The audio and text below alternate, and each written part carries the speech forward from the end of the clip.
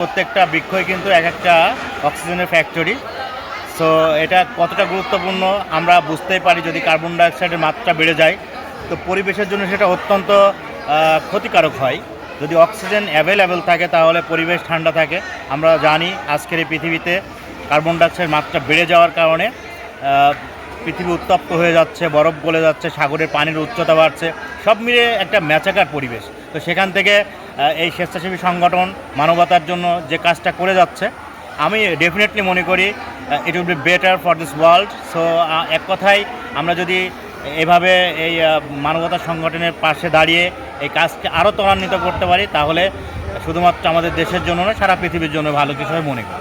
ছিল উত্তপ্ত পৃথিবী সংকীর্ণ জীবন, যে এমন এক সময় এই পৃথিবী উত্তপ্ত হয়ে যাবে। এই উত্তপ্ত ঠেকানোর মতো একমাত্র মাধ্যম সেটা হচ্ছে গাছ। গাছ সূর্যের আলো রশ্মিকে প্রতিহত করবে এবং প্রতিহত করার পরে ছায়া দেবে। আমাদের চুয়াডাঙ্গা জেলার পাশেই এই যে ঝিনেদায় কিন্তু গরম অনেক কম, কিন্তু চুয়াডাঙ্গা জেলায় গরম বেশি। একটাই কারণ, গাছ কম থাকার জন্য।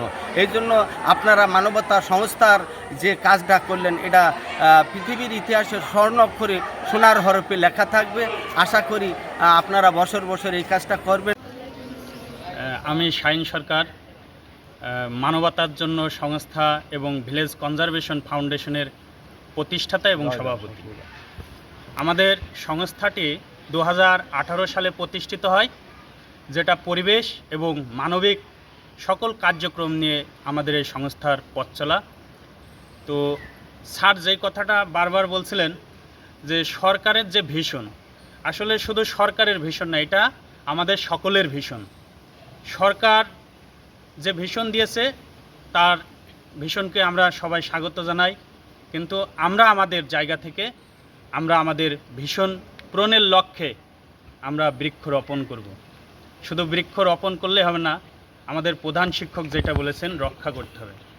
গাছ, আমাদের বন বিভাগ যেটা বলে যে গাছের বয়স যদি 6 মাস হয়, সেই গাছটা লাগানোর জন্য সবচেয়ে পারফেক্ট এবং উপযুক্ত একটা সময়। কারণ ওই গাছের শিকড় অতিরিক্ত মোটা হয় না এবং কেটে যায় না, যার কারণে যেখানেই লাগানো হোক গাছটা কিন্তু খুব দ্রুত বৃদ্ধি পায়। এই জন্য আমরা গাছ যেটাই হোক অবহেলা করব না, নিজ নিজ দায়িত্বে বাড়ি সুন্দরভাবে রোপণ করব এবং রক্ষণাবেক্ষণ করব। আমি মনে করি এই প্রোগ্রামটা সত্যি একটা মহৎ কাজ। এই কাজটা ছিল বৃক্ষরোপণ। বৃক্ষ আমাদের অস্তিত্বের সাথে জড়িত। It is related to our existence. If we plant more and more trees, we can save ourselves. যদি আমরা অনেক বেশি গাছ রোপণ করি তাহলে এটা আমাদের অস্তিত্বের জন্যই প্রয়োজন। সংগঠনটি এর গুরুত্ব বুঝতে পেরেই 6 to 10 সকল শ্রেণীর ছাত্রছাত্রীদেরকে ফলজ এবং বনজ বৃক্ষ বিতরণ করলো এবং এই বৃক্ষ কিভাবে রক্ষা করতে হবে এবং কিভাবে এই বৃক্ষ আমাদেরকে রক্ষা করে তার তাৎপর্য বর্ণনা করা হলো।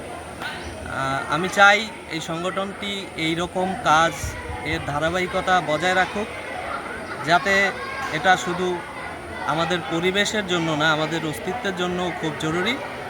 আজকে বৃক্ষরোপণ যে কর্মসূচি হলো, এই কর্মসূচির জন্য আমরা প্রতিষ্ঠানের পক্ষ থেকে এই সংগঠনকে, যে আত্মমানবতার সেবায় যে সংগঠন, এই স্বেচ্ছাসেবী একটি সংগঠন, তারা আজকে আমাদের বিদ্যালয়ের সমস্ত ছেলে মেয়েদের বৃক্ষ তারা প্রদান করেছে তাদের বাসা বাড়িতে লাগানোর জন্য, এবং আমাদের বিদ্যালয়েও তারা কয়েকটি গাছ রোপণ করেছে।